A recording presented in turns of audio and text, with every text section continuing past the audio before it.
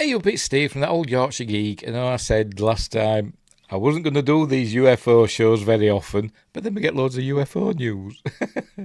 So we're here again, 3 weeks in a row, with some UFO, UAP, whatever you want to call them, news. But before we start, don't forget to like and subscribe, share the videos, drop a comment, hit the notification bell if you're subscribed already, and all that stuff. What else? Become a member and you get early access videos and exclusive videos and all that cool stuff. Join us in the live chat, because we are live on Rumble and YouTube. Windgrace is here saying, I am the UFO, all of them. Because he's omniscient and omnipresent, is Windgrace. Being a pan-dimensional mega being, of course. Explore the description for links for stuff like merch and stuff like that. Blah, blah, blah. Just have a look. Right, so we get on with this news. Let's get on with it, shall we? And just rattle through this UFO news. And a bit of entertainment news as well, because we're talking about Steven Spielberg's new film that's coming out. So off we go. We'll get on with it, shall we? I forgot how I do this. We'll just do it like, we'll do it like that. Be right. It'll be right. Right, so first up, this is from the Los Angeles Times, and oh crikey, Justin's here with a $2 super chat. Thank you very much, Justin. Hello everyone, hello Justin, welcome. Talking UFOs and stuff again. Where were we? Steven Spielberg's new film's coming out soon. Disclosure Day, terrible title, but never mind. We are not alone. Steven Spielberg shares his true feelings about aliens and UFOs at South by Southwest. And there he is, with his waistcoat on. Now, then, who wrote this? Mark Olson writes this.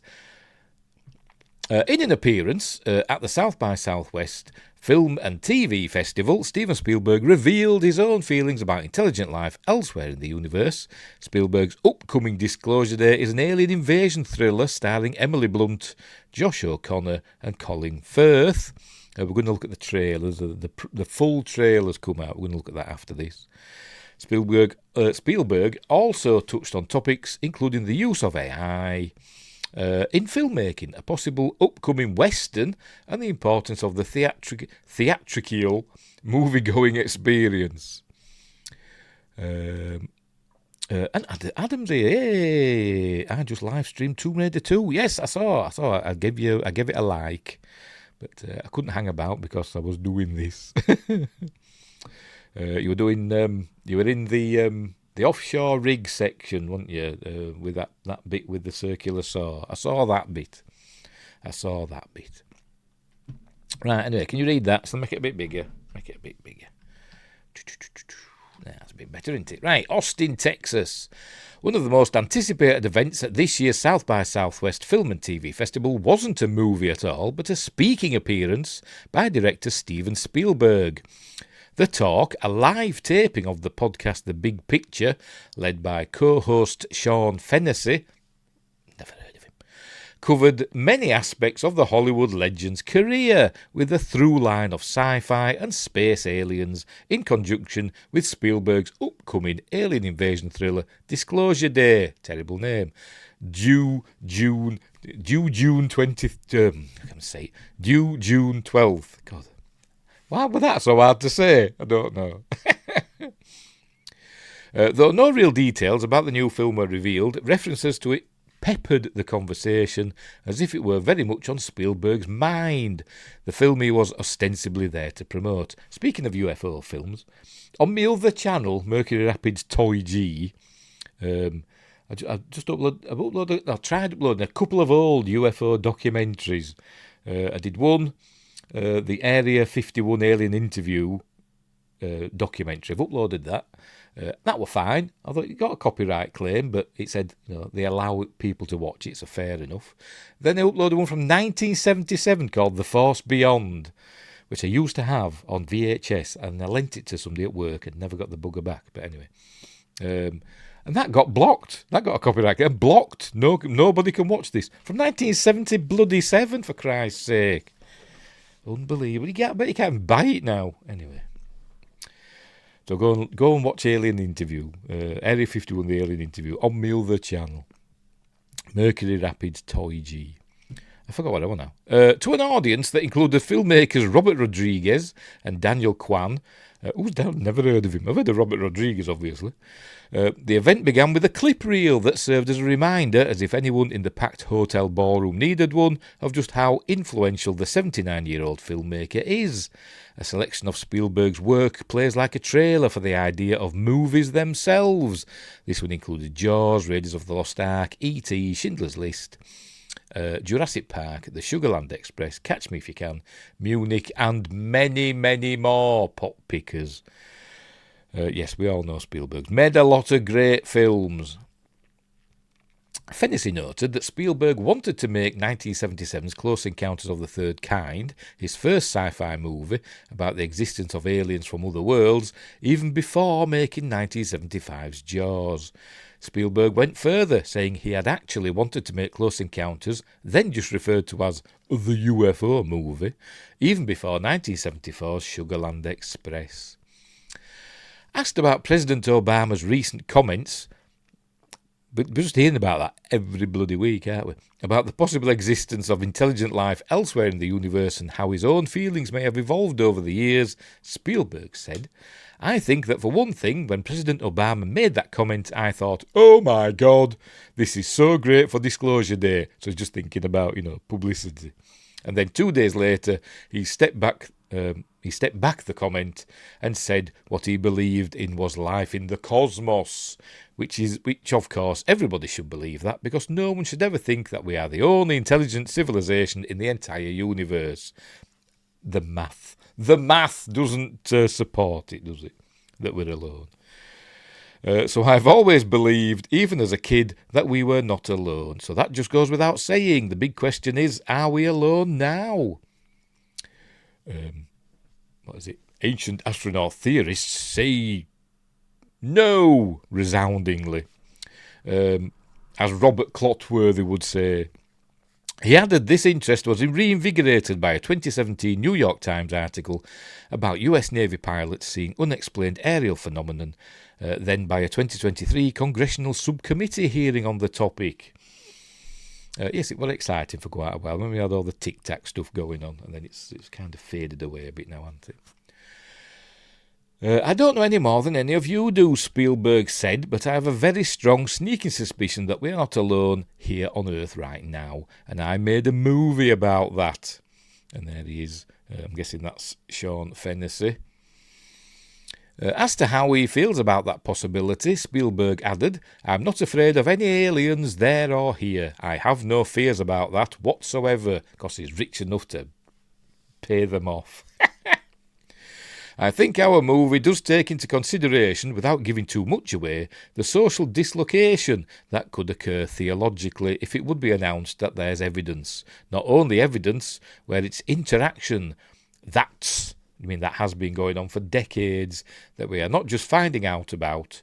It is going to cause a disruption in a lot of belief systems, but I don't think it's a lethal disruption at all. Over on Twitter today, I think it was today or yesterday. It might be yesterday. Robert Marbinet said, wouldn't it be cool if Disclosure Day ended with Roy Neary coming back? Just like I said ages ago when the first trailer dropped. Well, a couple of months back when the first trailer dropped. But, nobody pays any attention to me. But yes, that would be cool. But I don't think that's going to happen. I don't think it is a sequel to Close Encounters, even though some of the imagery is similar to Close Encounters, the UFOs in the clouds and stuff. I don't think it'll be a sequel, but you never know. Among other topics that were discussed, because they're not in Close Encounters, the aliens were possessing people and making them go and all that, were they? They were singing, weren't they? El Sol salió anoche y me cantó and all that, weren't they? But anyway, among other topics that were discussed, Spielberg revealed he is developing a western that would shoot in Texas, though he was reluctant to discuss it in any further detail, except it would contain no tropes. It's got to have some. If it's a western, it's got to have some tropes, because otherwise it wouldn't be a western. He also said he's not on any social media, but did install Instagram on his phone once for 2 weeks and felt as if he had been abducted by aliens by the amount of time he lost. I installed TikTok a couple of weeks ago just to see what it was like. I've never been on TikTok, so I installed it and then just uninstalled it straight away. I was baffled. It's for the young'uns, isn't it? Anyway, well, to that end, he also noted with comic frustration how he himself has never had any sort of alien encounter. I made a movie called Close Encounters of the Third Kind. Did you? Oh, I didn't know that, Stephen.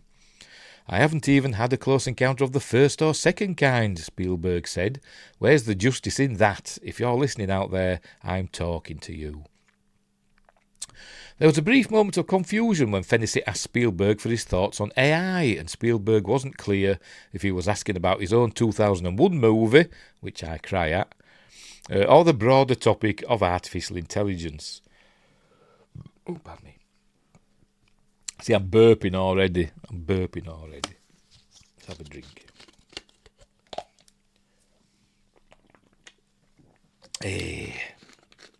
Where were we? Once that was cleared up, Fennessy meant the latter a serious labour issue in Hollywood, as in artificial intelligence, as in AI, not the film. Spielberg noted he has not used AI on any of his own films. I don't want to go into a whole rant about AI because I am for AI in many different disciplines. I am not for AI if it replaces a creative individual, which it is doing. It genuinely is doing. At first, I was like thinking, AI is kind of fun and all that stuff, and I can do my songs and stuff with it, and I'm still like doing that. But I'm sick of seeing AI videos. I am bloody sick of them. They're doing my head in. But anyway. Speaking to the theatrical experience, Spielberg made a brief allusion to the flare-up around comments by Timothée Chalamet regarding the popularity of opera and ballet in relation to the movies. I think he said something like, nobody goes to see opera and ballet compared to the people that go see movies, which is kind of true, I suppose, isn't it? He noted that he does not decry the at-home streaming experience and that he works with Netflix, but that for me, the real experience comes when we can influence a community to congregate in a strange dark space. All us are strangers, and at the end of a really good movie experience, we are all united with a whole bunch of feelings that we walk into the daylight with, or into the nighttime with. And there's nothing like that. I mean, it happens in movies, it happens at concerts, and it happens in ballet and opera. Whatever. Blah, blah, blah. Is that it? It's not going on about UFOs again. There's no point reading the rest of it. Is that it? Yes, that's it. That's fair enough. So he's not scared of aliens. Well, you bloody well should be, because they're on their way. Because 3i Atlas apparently has a nuclear engine, according to the angry astronaut. But anyway... so there we go. Anyway, so Disclosure Day is coming out, and the trailer. Oh, stop playing. Give up. And the trailer, the actual trailer, dropped a couple of days ago. So we're going to watch that. Sod it. Let's just watch the trailer, shall we? I've watched it through once. It's not a reaction. I have watched it. So right. So we'll watch it. So I'll share this tab instead. There it is. Off we go. I hope it'll work. What did you steal? Secrets. The data they paid me to protect. Are they people?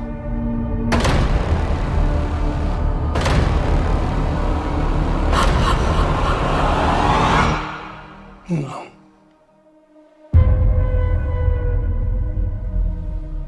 Good morning, Kansas City. Let's take a look at today. Let's. Today's. It sounds like me cat fucking up a fur ball. Do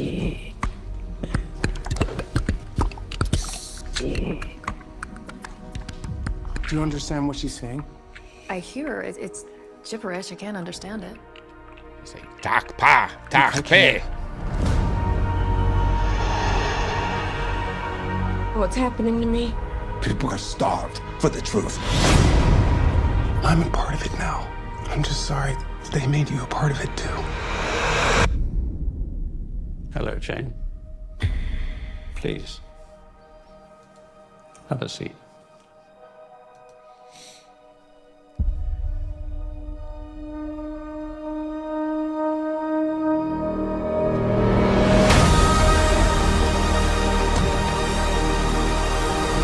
This 79-year terror campaign of lies has to end. What are you gonna do? Full disclosure to the whole world. That truth will upend all established order across the entire world. If you do this, there's no undoing it.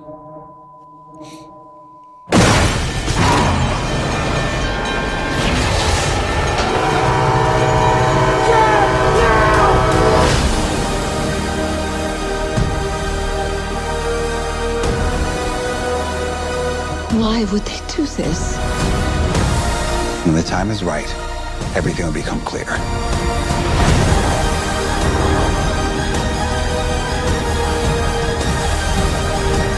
Whatever happens, don't you let go.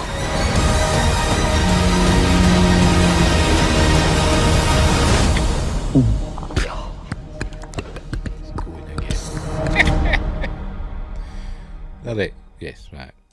June 12th. Experience it in IMAX. Right, so back into it to the comments. Sorry, Justin. Movie theatre experience is great. I wish I could go more often. I don't get to go very often. So is opera or Plays and Contact. That's it. I don't get to go out very often these days. I fear AI more than aliens. Yes, so do I. Just as I think it will be an interesting movie, but very dividing, because religion is going to be in this somehow, and people will hate that. Because we saw some nuns, didn't we? We saw some nuns, so there's going to be all about the religious implications of disclosure. But the Catholic Church has said, the Pope has said, yes, he would happily baptise an alien. That's if an alien would want to be baptised. What if the aliens come saying, we are the gods, like the aliens in The Fourth Kind, that film with Mila Jovovich. The alien language was translated because it was ancient Sumerian. It went, I am God, didn't it? So the aliens were coming as gods and all that. But anyway, I think it looks good, but I won't get to see it in theatres because I won't be able to drag my son out to see it because he won't want to see this film at theatre, so I'll have to wait, which is annoying. But anyway, it looks pretty good though, I must admit. That's very Close Encounters, isn't it? The spaceship coming out of the clouds with lights and stuff. Still looks better in Close Encounters. That'll be all CG. Close Encounters was, what was it, in fish tank with, inks and stuff, wasn't it, and oils and all that. Anyway, Douglas Trumbull, genius. Right, it said stop sharing it, and hang on, actually full screen, that's why, there we go.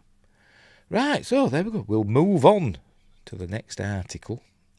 There we go. The next article is from the AP News, Associated Press. Should Connecticut study UFOs? State rep asks legislature to hear him out. I imagine that's him. Deputy Director of Naval Intelligence, Scott Bray, so it's not him, points to a video display of a UAP during a hearing of the House Intelligence, Counterterrorism, Counterintelligence and Counter-Proliferation Subcommittee, or HICCCS, hearing on unidentified aerial phenomena, or anomalous. It's unidentified anomalous phenomena, isn't it? On Capitol Hill on May 17th, blah, blah, blah. So what's he pointing at? I can't see anything. Anyway. Or is that it? You're pointing at the wrong place, mate. It's there. No, it didn't. Right. Theo Peck Suzuki, cool name, reports. Oh, go away. Yes, press freedom is cool, yes, but don't interrupt my article. Oh, pardon me. Right, the truth is out there, drinking game. Where have we put my drink? Let's see. Got to do it, haven't they? If it were a news item on, a local news, they'd have the bloody X-Files theme playing in the background, wouldn't they? Anyway. The truth is out there, and State Rep Joe Hoxha, Republican Bristol, wants to find it. Hoxha, I presume that's how I pronounce it, Hoxha, authored a bill, HB 5422, which you can look at if you follow that link. Oh, it's a PDF. Shall we have a look? I will open it. Let's see if it lets me. That calls for the University of Connecticut to partner with various state agencies to study unidentified aerial phenomena, anomalous phenomena, or UAPs, the technical term for UFOs. It's not the technical, it's just a new term that they've decided to use. Anyway, what was this? Here it is. There it is. General Assembly raised bill. Be enacted by the Senate and House of Representatives. General Assembly convened. Basically study unidentified aerial phenomena, blah, blah, blah, blah, blah, blah. And they want it done by July next year. Right, fair enough. Where were we?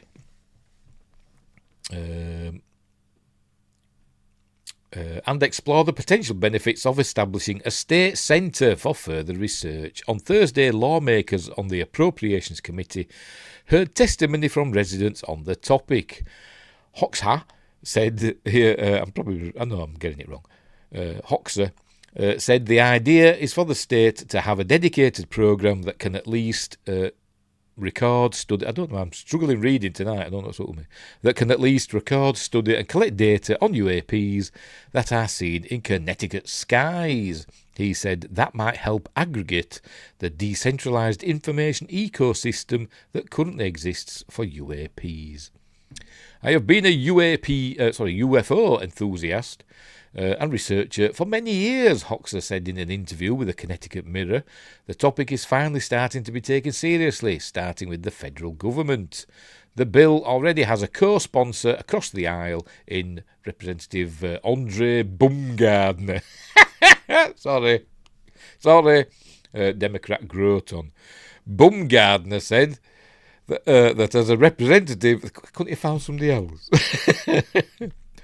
Said that as a representative of a town that makes submarines for the US Navy, he's keenly aware of the need to better understand UAPs. I mean, Bumgard sounds like probing or something, doesn't it? We should know if it's coming from one of our adversaries, he said, or she's, I don't even know if it's a he or a she. To some, the prospect of a state legislator formally calling for the study of I think aliens are taking over me. I can't read. I'm going to start going in a minute and sprout suckers from my finger ends. Anyway, start that again. I forgot where I was. To some, the prospect of a state legislature formally calling for the study of UAPs may seem unserious. It has, however, already happened. New Jersey passed a law last year to establish a centre to study UAPs in collaboration with higher education institutions. That law went into effect in January. Or as Windgrace might say, janvier. Watch one of Windgrace's videos.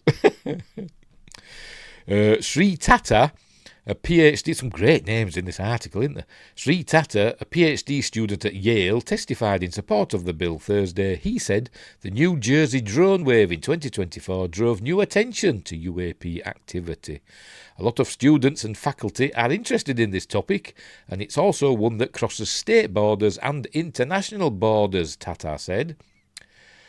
Establishing a scientific study for both public policy and for our scientific curiosity and for public reporting mechanisms would be important. In response, Representative Martin Foncello, bet he's cool, Martin Foncello, Republican Brookfield, said he has a colleague who investigates UAPs for the US Department of Defense. I know in fairly recent days I've seen some things out there that need to be explained and haven't been, Foncello said. He told Tata he'd like to work with him on developing the bill further. Many individuals, including airplane pilots and military personnel, have reported UAP sightings, and the topic has received increased attention in recent years. Congress held a hearing on UAPs for the first time in decades in May 2022.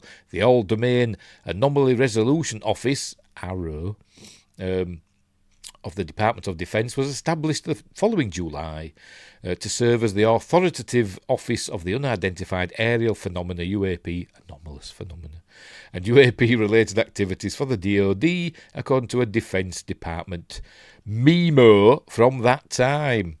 Although talk of UAPs has prompted a wide range of discourse around the possibility of alien visitors to Earth, a 2024 report from ARROW found no evidence of alien technology involved in any UAP sightings, which shows that ARROW's not worth the paper it's printed on or whatever. Okay, I haven't done. I thought that was it. Let's make sure we're still going. Everything hunky-dory. Yeah, it seems to be, doesn't it? Is it? Yeah. Yeah. Right, where were we? Carrying on. That hasn't stopped people, including Hoxha, from wondering what UAPs actually are. Hoxha said he doesn't want research and discussion of UAPs to devolve into a club for crazy and wacky conspiracy theories. That's coming later on. An article later, near the end. Instead, he proposed the bill as a way to focus on objective scientific inquiry. In his view, it's a worthy expense for the state, far more than some earmarks in the most recent biennial budget, which he said went to essentially to throw parties. I can believe that. This is light years, no pun intended, more important than giving $50,000 to Jeep enthusiasts or, festivals and things like that, Hoxer said.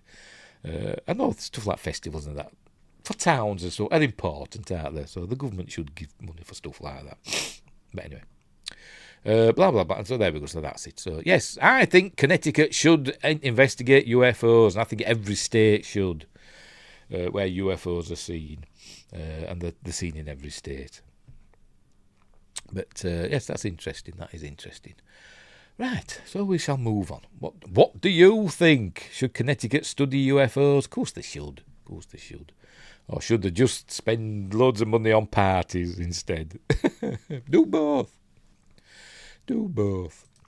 Right, what's next? What's next? Oh, yes, we're back to the missing general, who's still missing, unfortunately. So here he is, from the Daily Beast. This is via Yahoo News. Shocking new details emerge in search for missing UFO expert. I don't know if he were an expert. He was connected, wasn't he? But me. It says Julia Onedo. Right, the ongoing investigation into the mysterious disappearance of a retired Air Force general revealed that he vanished within a 1 hour window while his wife was out. That's suspicious, isn't it? Instantly. There's a bit in it. I've scanned through this article, and there is a weird thing in it about a repairman, and it doesn't go into that. But anyway, Wingrace says UFO studying parties. Yes, that'd be cool. That'd be cool. Sky watchers and stuff like that. I once went on a sky. I've never been on one sky watch in my life. When I worked with UFO Data magazine, we organised a sky watch. So we went out onto the wilds of Yorkshire, wilds of West Yorkshire, and it absolutely threw it down. We saw nothing except for rain, and somebody burnt a car out. That's all we saw. It was a bit of a washout, but anyway. I've been thinking of getting a new telescope. I'm thinking of getting one of these smart telescopes, but they're expensive. So I don't know whether to get one or not. Anyway.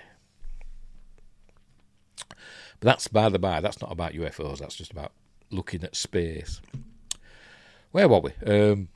William Neil McCasland was last seen at or near his home in Albuquerque, New Mexico, on the morning of February 27th. The retired Major General, 68, was heavily involved in military space and technology programs and has been linked to UFO investigations. In a Thursday press release, the Bernalillo County Sheriff's Office said a repairman was at McCasland's residence at around 10 a.m.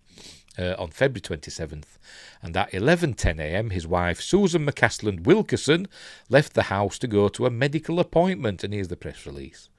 Here it is with a not very flattering photo of Mr. General McCasland, but anyway. So yes, so there it is.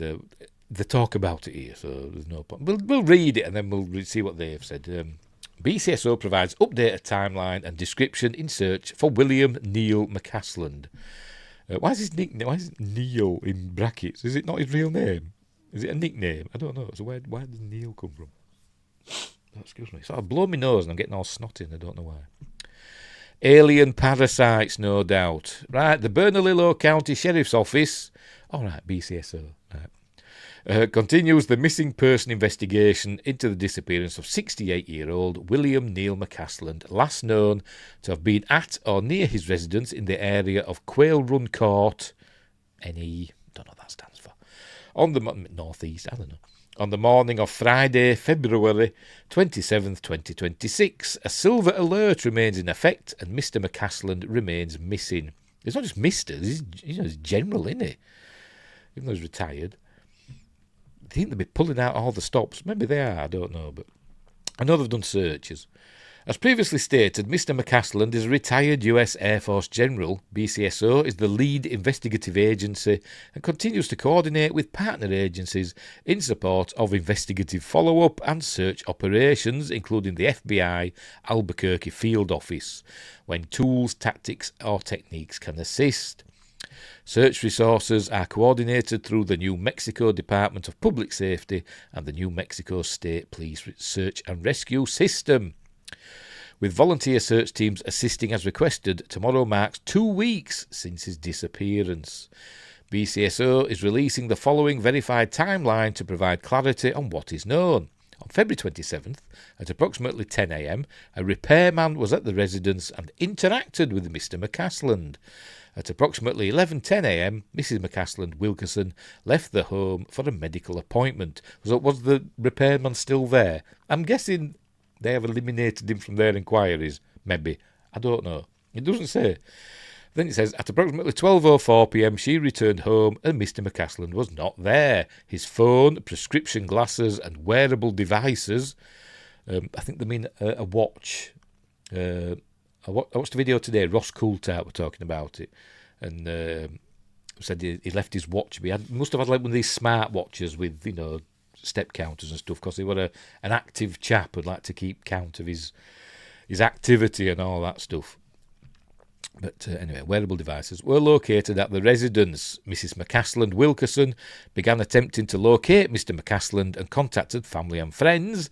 At approximately 3:07 p.m, approximately, that's exactly, 3:07. If approximately, it's approximately 3:10, that's approximately. But anyway. She reported him missing, and I shouldn't be laughing, but bloody hell. And the investigation began immediately. As the investigation has progressed, BCSO has identified items believed to be unaccounted for from the residence. Right, okay. Investigators believe Mr. McCasland may have been wearing the shirt shown in the attached photo. Oh, right, that's why they're showing it. Because he's got that slightly off-green or something like that. The photo depicts Mr. McCasland wearing a light green, long-sleeved, button-up outdoor shirt. Additional items believed to be missing include his hiking boots, wallet, and the .38 caliber revolver with a leather holster. Crikey, they haven't mentioned that, have they? I don't think Ross Coulthart mentioned he's taking a gun with him. Oh, crikey. Right, so that they're just reading that, aren't they? Right, that's what we've just read. And all that. Right, so there's the photo again. Over the weekend, authorities also found a grey US Air Force sweatshirt about 1.25 miles east of the McCasland residence. No blood was detected on the garment, but additional analysis is pending. McCasland's friends and family do not believe that the sweatshirt was his, but the discovery prompted a targeted search effort in the area. The Sheriff's Office said there is currently no evidence of foul play. The neighbourhood canvass has expanded to cover more than 700 homes, and authorities have also launched drone operations, helicopter support and ground searches, and canine searches for McCasland. The FBI has also joined the search. I wonder what it's like in that area. Albuquerque is... Well, all I know about Albuquerque is what it were in Breaking Bad. That's all I know about it. Is it a wild area? I'm guessing it's deserty. But anyway. Is it easy to get, out in the middle of nowhere? McCasland once commanded the Air Force Research Laboratory at the Wright-Patterson Air Force Base in Ohio, which has long courted speculations about extraterrestrial debris. Oh, we haven't done yet. Then we're going about Barack Obama again, Donald Trump. Susan, however, said her husband's knowledge of highly classified information was unlikely to be linked to his disappearance. And then, there's a post here. I think that's what the next article's about. So let me check.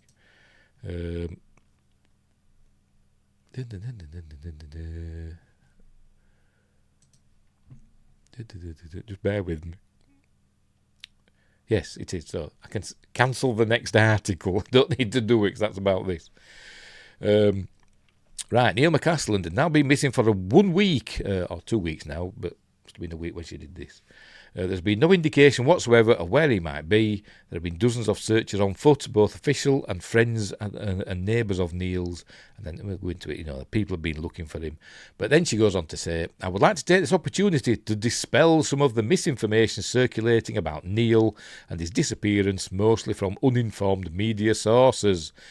1. The initial silver alert from BCSO mentioned medical conditions which some have taken to mean Alzheimer's. Neil is at some risk, but not from dementia. He was not confused and disoriented. I'm glad she used the disoriented properly. People these days usually say disorientated, don't they? 2. There was no concerning Friday morning telephone call to a close relative. I have been in contact with all of his close relatives and some not so close ones. This is a complete fabrication. 3. It is true that when Neil was in the Air Force, he had access to some highly classified programs and information. He retired from the Air Force almost 13 years ago and has had only very commonly held clearances since. It seems quite unlikely that he was taken to extract very dated secrets from him. Well, you never know. If he had some really big secrets, that he couldn't even tell you about. Mrs. McCasland. Anyway, 4. It is true that Neil had a brief association with the UFO community through Tom DeLonge, former frontman for Blink-182 and founder of the organisation To The Stars. Neil worked with Tom for a bit shortly after his Air Force retirement as an unpaid, Neil's choice, consultant on military and technical scientific matters to lend verisimilitude to Tom's fiction book and media activities. After the Russians hacked John Podesta's emails, see Neil's Wikipedia page, there was less contact with Tom and the community pushing for release of UFO information. This connection is not a reason for someone to abduct Neil. Neil does not have any special knowledge about the ET bodies and debris from the Roswell crash stored at Wright Pat. How does she know? I'm sorry, love, but Though at this point, with absolutely no sign of him, maybe the best hypothesis is that aliens beamed him up to the mothership. Oh, come on, love. Your husband's missing. However, no sightings of a mothership hovering above the Sandia Mountains have been reported. All thoughts and prayers from around the country are much appreciated. I will update it when any real information comes in. Pardon me. Oh, then it goes on about that. Right, so, is that it? Right, fair enough. So, there we go. So, he's still missing. I hope they find him. I hope he's okay. But 2 weeks missing. It's not looking good, is it? And he took a gun with him. What was it? A revolver, wasn't it? I forgot they said it was already. I've bloody forgotten. I don't say. It just says a 38. Caliber. I have no idea what that means. Is that like a police issue? I think they have 38s. So, yeah, I don't know. But who knows what's happened? Who knows what's happened to him? But it is very concerning. I hope they do find him. And I hope he's okay when they do find him. But anyway. Yeah. Has he gone off into the desert somewhere in a fit of depression or something? I don't know. What about this repairman? Because we've all seen the films and TV shows where, a repairman... quote, a repairman comes and he's not really a repairman. What were he repairing? I don't know. Anyway, I hope they find him. So we'll move on. Is it this one? Oh, hang on. Oh, this is a video I was just going to play. It's only for like 4 minutes. Right, okay, shush. Shush, love. I'm going to play you in a minute. Let's go back. There we go. Right, this one's and it's a Canada then. Canada's UFO survey results released. So it's just a brief, like 4-minute, news item, and I just thought we'd just play this and bugger it. So that's what we're going to do. So there we go. There it is. So here we go. Barack Obama thinks they're real. Donald Trump is releasing files about them. And 1 in 10 Canadians think they've seen one. UFO speculation is everywhere. And according to the latest UFO survey, more than 1,000 sightings were reported here in Canada last year. Joining me now to talk more about what's going on in our skies is Chris Rakowski, Canada's top UFO expert. Chris, great to speak with you. Good to see you again, Mary Lee. 1,052 UFO reports last year. How many of those can't be explained away? Well, only a relatively small fraction, Heck of a 3.5% or bow so. tie, that That amounts to about 36 cases out of the more than 1,000 reported last year. And those don't mean aliens were responsible. It simply means those are cases that we're not sure what they were. They didn't seem to be airplanes or stars or planets or satellites. Sorry, I'm just pausing it a minute. Why hasn't he got Mercury Rapids on his bookshelf? It should be there, for God's sake. But anyway, I'll cut him some slack. Maybe it's one of them books. You never know. You know, I know you've spent decades researching UFOs. With everything going on as of late, do you think we're getting close to confirming their existence? Well, I think most astronomers like myself believe that there are aliens out there somewhere. It's just the distances are so big and it's so hard to travel between the stars. But you never know. I mean, it's possible that aliens more advanced than us might have figured out some way to bend time in a way that we can't figure out quite yet. So it's possible, but we don't actually have the proof. And yet we have all these cases of pilots and air traffic controllers and military personnel who say they've seen things that can't be explained. And I'd like to know more about them. We hear a lot of rumors and a lot of stories, but I want the facts. A lot of us do. We're with you, Chris. You think AI tracking could help get some answers. How would it work?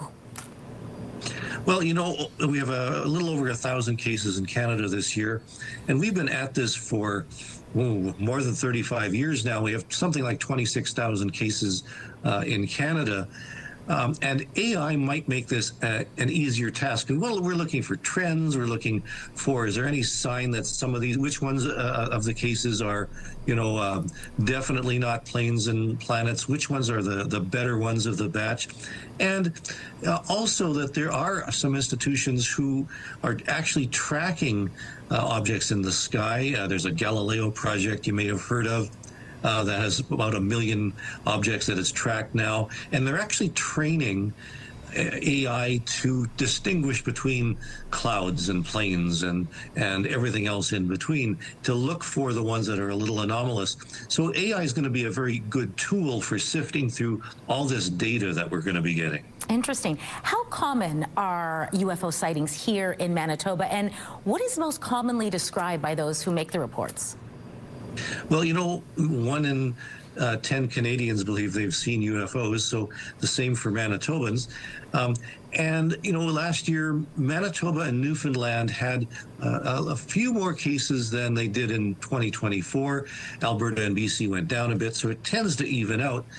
But the typical object seen in the sky and called a UFO is simply a light that to a witness doesn't look like a plane or a star, and they think it must be something different, so they'll report it. And that's what we're looking for. We're looking for reports from the general public. We get reports from pilots and air traffic controllers and RCMP, but we also have to get it from the general public, because there's a lot of cases out there I'm sure we haven't heard of. Okay, my next question then is, if we do see something strange in the sky, where do we report it? Well, other than people can report to you, I suppose. This is true, yeah. Let me know for sure. Absolutely. But Transport Canada accepts reports from the general population, but they can also report it to the Canadian UFO Survey, because, we gather cases from all across Canada, from private and official government institutions. Just a matter of getting them all.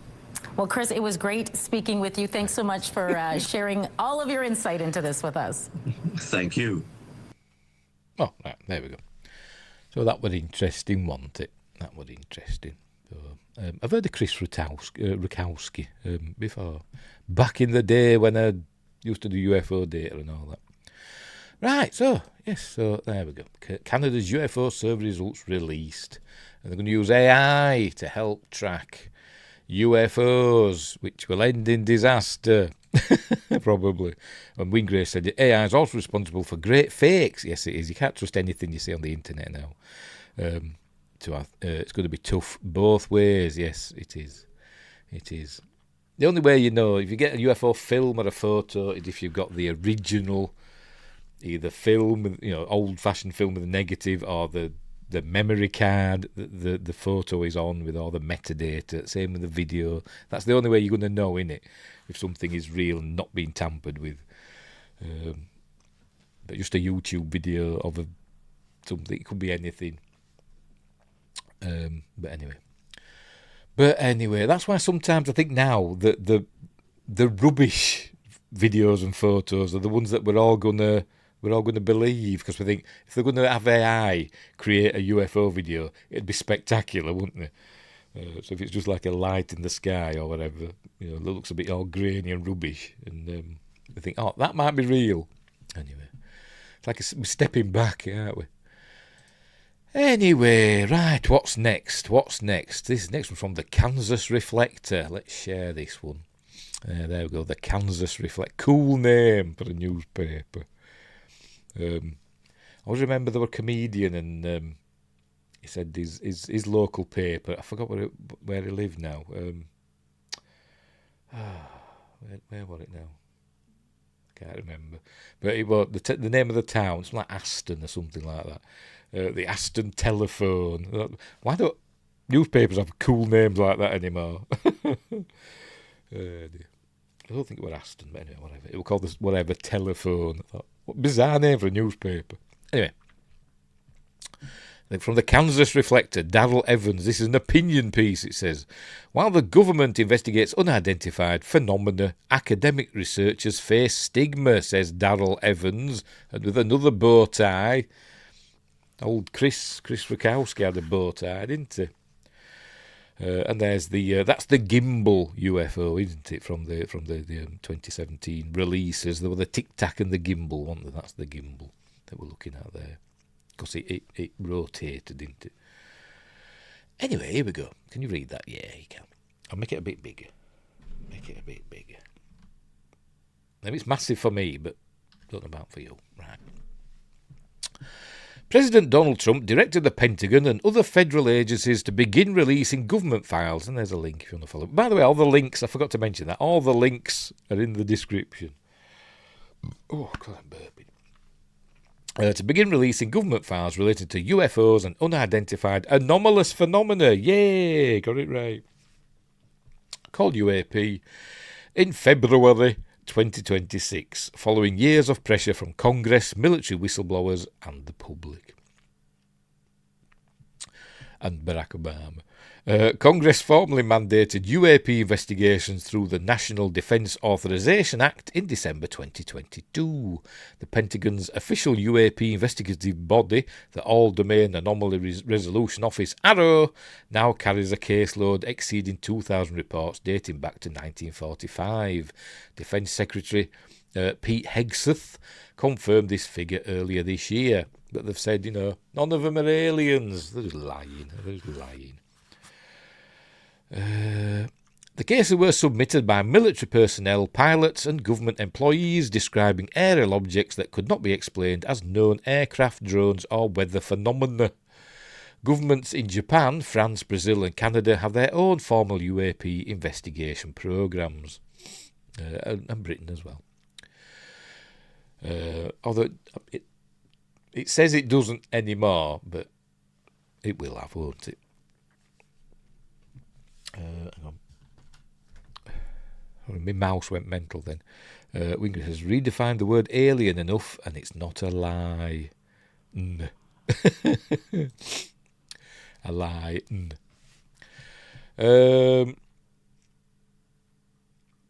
I forgot what I want now. Yet modern research universities remain almost entirely absent from this conversation. No major university has established a dedicated UAP research centre. No federal science agency offers competitive grants for UAP inquiry. I know in the UK, a few years ago, back when I was doing UFO Data magazine, or helping with it, should I say, doing it or helping with it. There was a university or a college in the UK, I can't remember which one it was, that did offer a UFO course, that you got a little certificate. It wasn't like a certificate that was worth anything, but you got a certificate saying you'd done this course. But it wasn't like, a doctorate or anything like that. But that was a while ago. I imagine it's not going anymore. But I don't know. Maybe it is. Anyway, well, no doctoral programmes train researchers in UAP methodology. I can't speak again. The gap between what governments openly acknowledge and what universities are willing to study is at this point difficult to explain on purely intellectual grounds. I have navigated this gap, says, I forgot his name already, Darrell, with his bow tie. I have navigated this gap while conducting my own UAP research, my work developing the temporal aerospace correlation tool, TACT, T-A-C-T, TACT. I bet he says that a lot. Double PhD in euphonomics. That's what you've got, Win Grace. From the University of Life, the universe and everything. Where were we? A standardised for TACT, temporal aerospace correlation tool, which in itself sounds impressive, doesn't it? A standardised framework for correlating civilian UAP sighting reports with documented rocket launch activity from Cape Canaveral is currently under peer review at Limina, the Journal of UAP Studies. Very good. Designing that framework meant making methodological decisions without community standards, without institutional funding, and without the professional infrastructure many researchers in established fields take for granted. What is missing is not interest or data, it is the shared scaffolding that turns isolated curiosity into cumulative science. I was trying to speak properly then. Because there were lots of big words like institutional and I can't say infrastructure and cumulative. Right. The most rigorous evidence for the gap between faculty interest in UAP and faculty willingness to study it, to study UAP, comes from peer-reviewed studies by Marissa Charlton Yingling, related, I imagine so, and Bethany Bell, published in the scholarly journal Humanities and Social Sciences Communications. Across 14 disciplines at 144 major US research universities, 1,460 faculty responded to their 2023 national survey. I nearly said 2023. So that would have proved I was... If I'd have said 2023 national survey, that would have proved that I am AI, wouldn't it? Most surveyed believed UAP research was important. Curiosity outweighed scepticism in every discipline that was part of the study. Nearly 1/5 had personally observed something aerial they could not identify, yet fewer than 1% had ever conducted UAP-related research. By the way, I've never seen a UFO. It annoys me. I think I might have seen one as a kid, but I'm not sure. It could have been a helicopter, but it was quiet, it was silent. I was walking home from school one day, and it must have been winter because it was dark, and I was just looking out. I was nearly home. I was on the same street that our house was on, and I looked across, and a light caught my eye. A bright light in the sky caught my eye. It looked like a star, a big yellowy white object in the night sky. And it was just like hanging there, and then as I watched it, it slowly started speeding up, and then it just sped up, and then disappeared behind, I can't remember, trees or a house, I can't remember. It disappeared out of view, and I didn't know what happened to it. So I don't know what that was, but I think, could it have been a helicopter? I don't know. But I couldn't hear anything. I didn't hear the noise of a helicopter, but I don't know. It could have been far away. That's the only thing that's ever happened. But anyway, so... That's the case, isn't it, with people that are really interested in this stuff. They never see bugger all. Anyway. The gap was... Is that where I'm up to? Yes. I forgot where I was now. To read that bit, I will read it again, just in case. Nearly 1/5 had personally observed something aerial they couldn't identify, yet fewer than 1% had ever conducted UAP-related research. Your ghost keeps the aliens away. Maybe so. Unless it's an alien ghost. Which was on Most Haunted once. I think it was Most Haunted Live. Or was it just a regular Most Haunted? There's a TV show in the UK called Most Haunted, which is rubbish. And proven to be fake, essentially. But they had a psychic medium called Derek Akara back in the day. I think he's passed away now, hasn't he? Quite recently as well, I think, in the last few years. And he had a psychic medium. They were in this place once. I can't remember where it was. Was it the Pendle Witch? Or had they gone to Pendle Hill? It might have been that one. And he was saying, he was talking to an entity or a spirit or whatever, and he said, "It's not of this earth." And they said, "What do you mean, like an alien?" He went, yes, it is extraterrestrial or something like that. It was on about. But that was interesting, even though Derek Akara was talking out of his ass. But anyway. Final Fantasy Spirits Within. Yes, they were alien ghosts, weren't they? It's a good film, is that? I like that. I haven't seen it for a while. Good song, title song by Lara Fabian, something like that. Really nice song. I do like it anyway. Where were we? Let us continue this article. The gap was not explained by intellectual dismissal, but it was in part explained by fear. Researchers were... By the way, it also stars Ming-Na Wen, doesn't it? Final Fantasy Spirits Within. As Aki Ross. See, it's like some names stick in my head and other names I just forget instantly. It's weird, isn't it? Anyway, researchers were not primarily deterred by intellectual scepticism because they doubted the topic's merits. Instead, they feared they might lose funding, face ridicule from colleagues, or find their careers quietly derailed.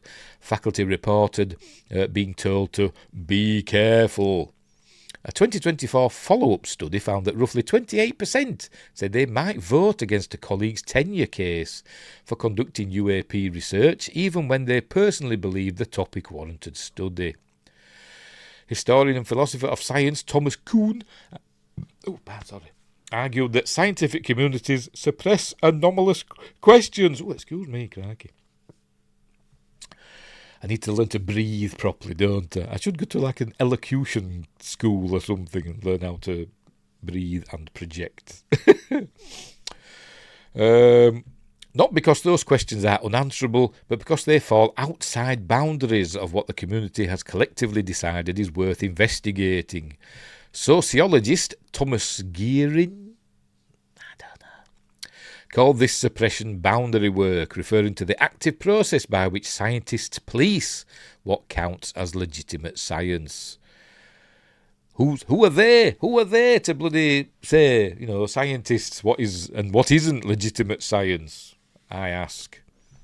For UAP researchers, the data and tools to study the phenomenon exist. I would say phenomena, because the UAP thing is a multiple faceted phenomenon of many phenomena, isn't it? Anyway, whatever. What may not exist is social permission to use them without professional consequence. How does this article go on for? Academic disciplines do not emerge spontaneously. They require dedicated journals, agreed upon methods, graduate programs, and professional societies. The history of cognitive neuroscience demonstrates how disciplines emerge. Before the 1980s, researchers at the intersection of neuroscience and cognitive psychology faced resistance from both parent disciplines. These fields achieved mainstream acceptance only after targeted funding from the Alfred P. Sloan Foundation. That rings a bell. I must have seen it somewhere. That does ring a bell. New brain imaging tools and the gradual formation of academic programs that created career pathways for researchers. Researchers at the nexus of these fields did not wait for central questions to be resolved. They built infrastructure, and the infrastructure made progress possible. UAP studies as a discipline is developing some of these elements, but largely outside universities. The Society for UAP Studies, who have obviously got a website. Oh, yes, they have. A non-profit of scholars and researchers operates Limina, I presume that's how it's pronounced, Limina, as a double-blind, peer-reviewed journal and has convened international symposia drawing researchers from physics, philosophy of science and the social sciences. But a non-profit scholarly society without tenured faculty does not constitute a discipline. I bet they're boring though. I bet they're not like this one we're going to look at in a bit, in like a couple of articles' time. There'll be no crystals and airy-fairy stuff going on at their meetings. But you never know. It might be a shag fest. Who knows? To turn UAP studies... Oh, crikey, that came out wrong, didn't it? To turn UAP studies into a recognised academic field would require 3 things. First, funding the Yingling studies. Sorry, there's some right names popping up tonight in the blooming is. The Yingling studies in Lai Po. Oh, God. It's going to be one of them nights, isn't it? Isn't that an Olympic boating thing, Yingling? Anyway, the Yingling studies found that competitive research grants would do more to unlock faculty participation than any other single factor. Without grants, researchers cannot hire students to assist them, maintain instruments, or you don't hire students, you just rope them in, don't you? And say, if you help me with this, you'll get an A. Maintain instruments or sustain the multi-year projects that produce meaningful results. Second, shared methodological standards.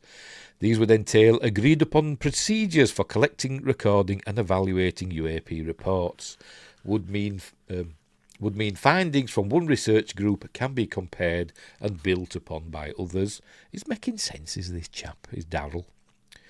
Third, institutions could publicly affirm that they will evaluate appropriately rigorous UAP scholarship on its scientific merits during tenure reviews. Several universities have already done this for gun violence research and psychedelic-assisted therapy studies. Okay. These are not isolated examples.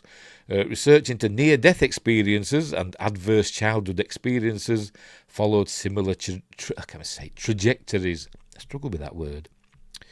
Moving from a professional liability to mainstream legitimacy after the removal of institutional barriers. This gap in UAP scholarship is unique to the United States. Not really, well, maybe. France's Japan, I think that's how I pronounce it, Japan or whatever they called it. A dedicated investigation unit within its national space agency has operated since 1977. It has publicly archived approximately 5,300 French UAP cases, but they won't be called like PAU. They always do it backwards, don't they, French? Anyway, UAP cases of which about 2% to 3% remain unexplained after rigorous analysis. And what's rigorous analysis? They're going to shake it. I'm analysing you bugger. In 2020, Japan formalised UAP reporting protocols for its self-defence forces, the branch of the Japanese military responsible for national defence. By June 2024, more than 80 lawmakers had formed a parliamentary UAP investigation group that by May 2025 had formally proposed a dedicated UAP research office to the Defence Minister.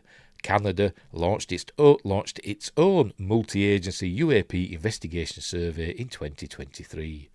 None of these actions has produced a corresponding response from American research universities. Universities provide independent peer-reviewed analyses that government programs structurally cannot. The University of Würzburg in Germany became the first Western university to officially recognise UAP as a legitimate object of academic research in 2022, when it formally added UAP investigation to its research canon. Not saying anything about Britain, is it? Obviously, we've done bugger all over here. Researchers at Stockholm University and the Nordic Institute for Theoretical Physics. It's great, isn't it? Nordic Institute for Theoretical Physics. I just imagine they're all sat there with helmets with horns on, big flagons of ale. In Sweden have been actively publishing peer-reviewed UAP research since 2017, most recently in Scientific Reports in October 2025. Congress has passed legislation. The Pentagon is reporting on its investigations and the President has directed federal agencies to begin releasing records. But the kind of And that'll all be delayed, won't it, because of this Iran thing. Do you think he knew? Yeah. So the question no longer is whether governments take UAP seriously, it is whether universities will follow and which ones will get there first. There we go. So Darrell Evans is a human ecologist and other stuff. So there we go. That was a bit dry, wasn't it? But interesting, nevertheless, because it's in the Kansas Reflector. Cool name for a publication. Right, what's next? We're on to sighting. Well, a sighting report now for this one. Share this tab instead. Go away. From the Portugal News. I think call that the Reflector or the Telephone or something. The Portugal News. Alleged UFO sighted in Portugal. That's not a photo of it, I don't think. An alleged unidentified flying object, UFO, was sighted on 10th of March in Portugal, says Bruno G. Santos. Oh, where are you going? Oh, I hate these. Why is that done? Is that going to go back up there in a bit? I hate it when this happens in websites, when bloody half of the page is taken up by a bloody great advert. And sometimes it scrolls back up by itself, doesn't it, sometimes? Come on, go back up. Come, you're taking half the bloody page up. If I click that, will it go away? Yes, right. Right, where were we? According to Correio de Manhã, CM, is that a newspaper or a website? I don't know. The UFO was seen in Porto, attracting the attention of several witnesses who reported seeing unusual movements in the air. The phenomenon reportedly occurred at 2 a.m. and reports spread rapidly among the population. According to Correio de Manhã, the sighting was described by the Aerospace Phenomena Research Centre, CIFA, which gathered testimonies from people who claimed to have seen an object moving in the sky during the early morning hours. CM also mentioned that the CIFA gathered testimonies from people who reported seeing a strange object flying in the air. CM also mentions that the object appeared to have propellers that looked like membranous wings. Propellers? I wonder if this has been, auto-translated. I don't know, but anyway. They looked like membranous wings similar to those of bees or flies. I think it could have been like a big drone or something. Those who observed the object also noted that the structures moved along with it. Right. The movements of the alleged UFO are described as irregular and with abrupt changes in trajectory, with erratic and spontaneous movements, with very rapid changes of direction being cited, according to the same media outlet. The weather conditions made it difficult to track the object for an extended period due to the cloudy sky. The Portuguese Air Force was contacted by CM, which stated that it had not identified any unusual phenomena in its surveillance systems. Was that it? Well, right, fair enough. That's it. So there we go. Do you think it was just a drone? It's when they talk about having propellers. What is it? Propellers that looked like membranous wings, similar to those of bees or flies. I don't know, probably a big drone or something. I don't know. But anyway. Or maybe not, I don't know. But because drones can move in irregular fashion, can't they? Who knows? Not the people of Porto, apparently. So there we go. That was a quick one, wasn't it? That was a quick one. Right. Airy-fairy convention time, expos with the Rolling Stone. So I will get this up. Another bloody half page. Oh, it's gone now. Right, it's from the Rolling Stone. Beam me up, they say. Says Mather Busby. I'm just seeing if it said who Mather Busby was. Aliens exist inside the annual expo where UFO disclosure is only a matter of time. Aura readers, quantum life coaches and star seeds came together at the Conscious Life Expo in Los Angeles. There's a consensus that first contact is not far away. And that's medium Darrell Anker. was closing keynote speaker of the 24th Annual Conscious Life Expo. I know a lot of people go to this, but it's quite a well-renowned thing, but I think from this article... Oh, you're kidding me. You're kidding me. It was there earlier on. Oh, it's not going to show it, is it? It showed it me earlier on. The full article were there. And now it says I've got to subscribe. Does it? Let's refresh it and see if it appears. Ah. Is it? Is it going to appear? Oh, no. Oh, we can't read it. We can't. It's not going to let me. I don't support Rolling Stone. Not if you're taking my article away from me. No, it's not letting me. You baskets. So we can't read that article.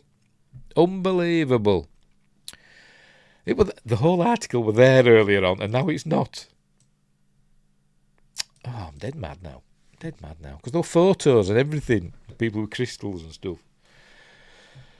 Well, that's a bit poo, isn't it? Ah, well, never mind.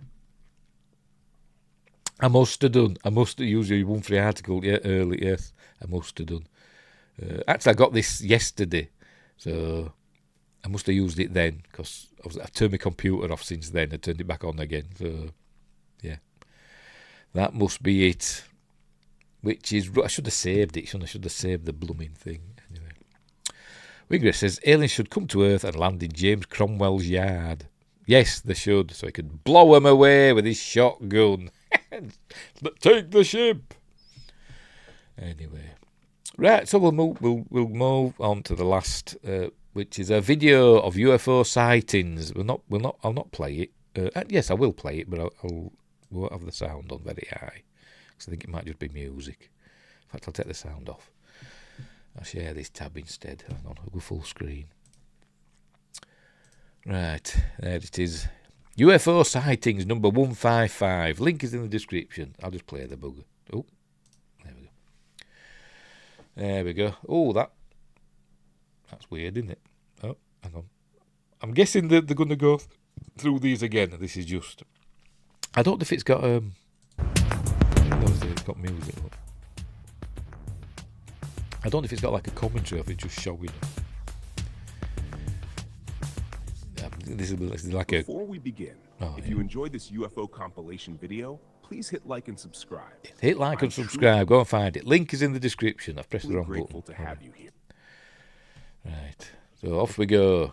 All right. So I actually thought that was from an aeroplane. Actually, it looks like it's from an aeroplane, but it's a weird cloud thing, isn't it? Something's happened there. Has a plane flown through it and pulled some of the cloud out? If you know what I mean, and it's caused a weird shadow. It's peculiar, isn't it? It's peculiar. Look, there's nothing. Then you go, wow, dude. I think that's a natural weird thing.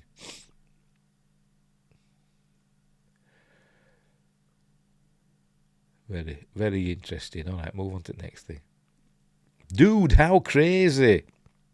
No, it's a crack. Is it a crack in the sky? With a shadow. It is weird, I must admit. How long we're going to be watching this for?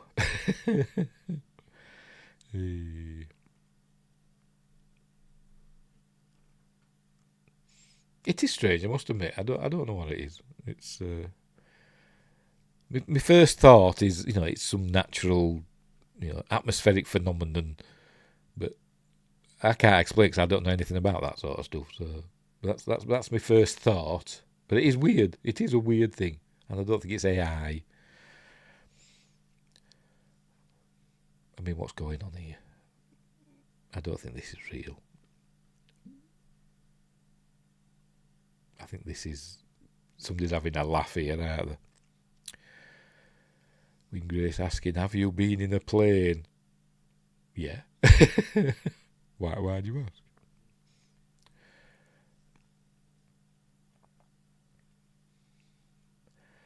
I don't think that's real. I think there's some animation going on there myself. But anyway.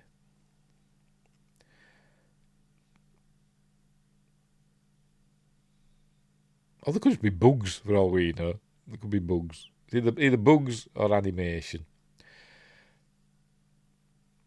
Just moving bits of paper about on a piece of glass or something. Probably. Or aliens, who knows? Justin says, that is some wild video. This one we're watching now or the previous one? Both of them are pretty wild.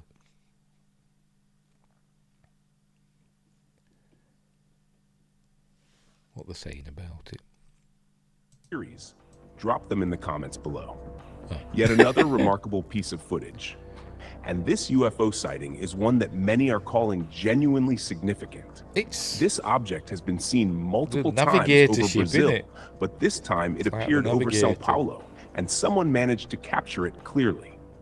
Olha lá, ó. Olha lá, ele fica direitinho, o disco voador, né, Tati? Gente! Olha o disco voador. Tira uma foto, Tati. Eu tirei foto. Ai, que merda. Tô filmando. Gente, é um... Só fica aqui, ó. Tá paradinho, ó.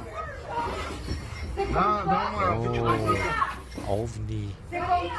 Dá certinho da tirada. Olha o disco voador. Lembra do Chaves, amor? Vai atrás lá. I mean, the fact that it's not zipping about, I mean, it could just be a balloon. What's striking is how closely this object resembles the classic idea of what a UFO should look like. It holds an incredibly stable position in the sky, barely drifting. Observers noticed that the side, wing-like appendages move in a slow, fluid motion, remarkably similar to how a stingray glides through water. The resemblance is undeniable, but the real question remains: are we witnessing a genuine, unidentified craft or some kind of advanced man-made object? Its sudden appearances in random locations only deepen the mystery. What's that? Now, one of the most remarkable UFO sightings ever captured on video, recorded in 2021 over Beirut. This footage went viral and remains one of the strangest pattern-based UAP recordings to date. Is it an Ezekiel's wheel? Wheels within wheels. Drifting real slow and quiet. Yeah, that is legitimately just hovering there. Holy shit, they're back. Yes, they are back. Did you say Beirut? Is there a Beirut in America? Or there's just some Americans in Beirut in the Lebanon? At first glance, the footage appears fairly ordinary. A hovering light or object in the night sky. But look closer, and the behavior becomes fascinating. The object is round, yet one of its distinct sections appears to be in constant rotation. This has led many observers to draw comparisons to the theoretical concept of a Dyson sphere, a structure composed of multiple rotating rings in continuous motion. And the behavior of this object matches that description remarkably well. What makes it even more observable is the presence of multiple LED-like lights distributed across its body, allowing us to track its rotation clearly. This one still needs explaining. What's your take? In Chile in 2026, a man was driving through the countryside when, over an open green field, he noticed something unusual on the ground. This is what he recorded. In Chile, 2026, a person was passing by in his vehicle when, over a green field, he noticed something unusual on the ground. A strange patch of color between the green grass. This is what he recorded, and some believe it may show a possible alien emerging from a UFO. Yes. Real or fake, they ask. What do you reckon? What do you reckon? I don't think it's real, but I like it. But you never know, it might be. Who knows? He's gone for a pee, hasn't he? That's what he's done. He's landed and he's got to move behind this bush for a pee. Let's come back. That was quick.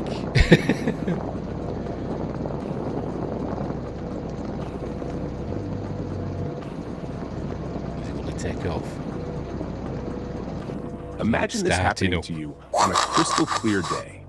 You're simply passing by, and somewhere out in the field, you suddenly see something like this. anyone would likely be left speechless or completely baffled. According to the source, the man waited for a moment inside his vehicle, feeling uneasy about what he was witnessing. What he claims to have seen was a small creature, something alien-like, walking outside before eventually going back inside. He never attempted to get closer. Instead, he quickly recorded the scene from a distance. Of course, how accurate that account is remains unverified, but the story itself certainly sounds believable. So the question is, what would you do in that situation? Would you run away? Or would you try to get closer to understand what you're looking at, even if it meant possibly seeing an alien up close? Real or fake? Quite good, to be honest. You decide. I'm going to say it's real. So Desert location, 2019. Somewhere in a remote desert in 2019, a researcher hunting for unexplained phenomena captured this extraordinary footage of what appears to be a cigar-shaped object lifting off from the ground. But there's a catch. Cigar or else, eh?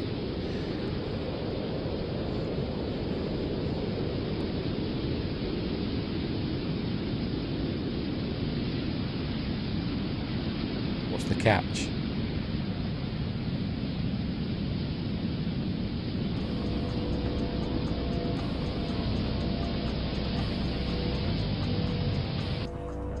A sandstorm was raging when they witnessed a large white object in the distance. As they recorded, the object began rising. But here's where things get interesting. As it rotated during its ascent, for a brief moment, it no longer resembled a cigar shape at all. Instead, it appeared distinctly triangular. The blowing sand makes it nearly impossible to study the finer details, and the object's shape seems to change based on the angle, creating a compelling optical puzzle. The craft's geometry is so precise that it almost seems to create its own illusions from different perspectives. As for the footage's authenticity, that's something we'll leave entirely in your hands. Real or fake? You decide. And now, one of the odder-looking sightings on record, captured over Mexico City in 2023, when residents noticed a truly unusual object hovering above their neighborhood and shared the footage online. Spider UFO.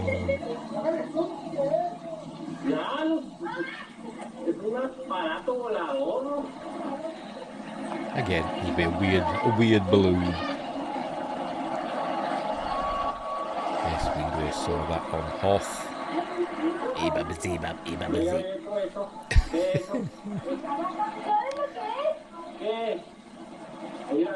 And Han and Chewie out to see to it.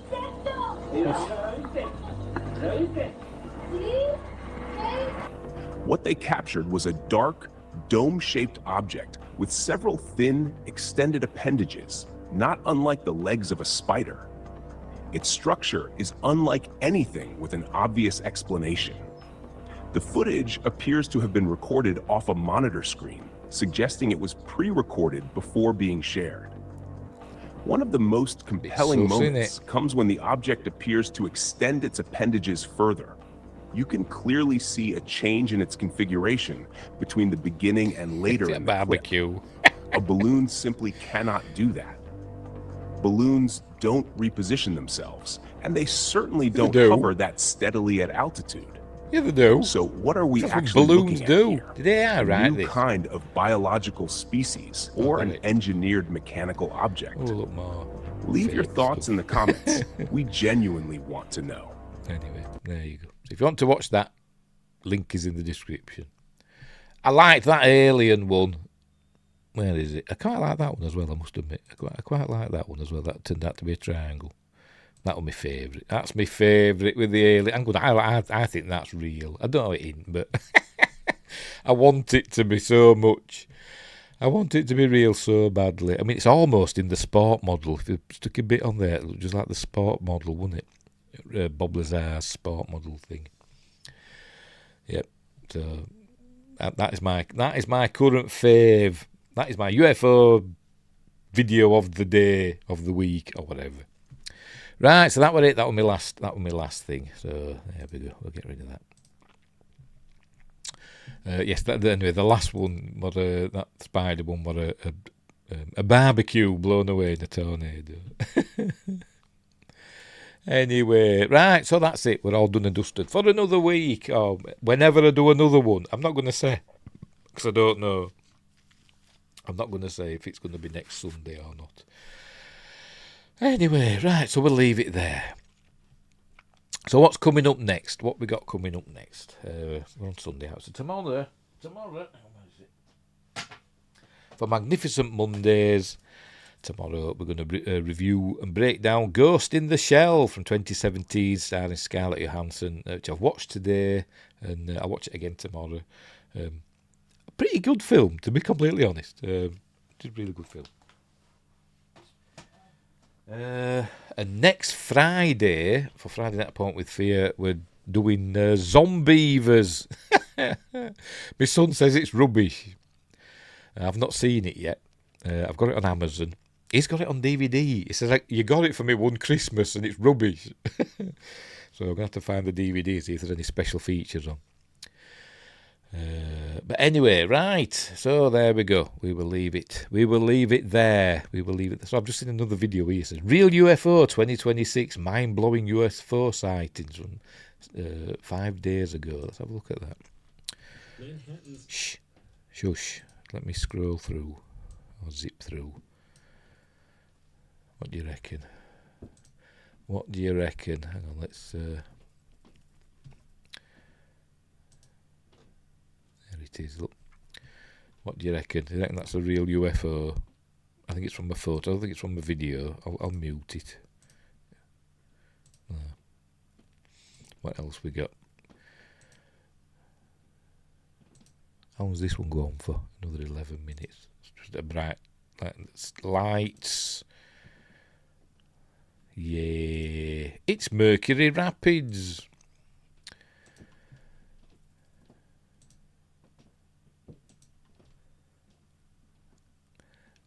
A rhomboid UFO. Dots and light. Are they going to move about? Yeah.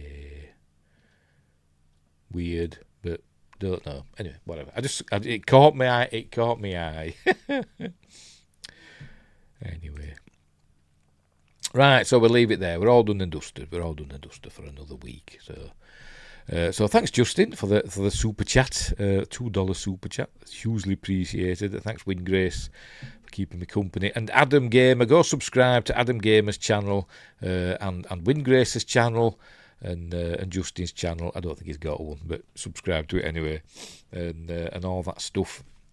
So we'll leave it there. So thanks for watching. Keep watching the skies. Look after each other. And until next, what am I doing that for? And until next time, I'll say the...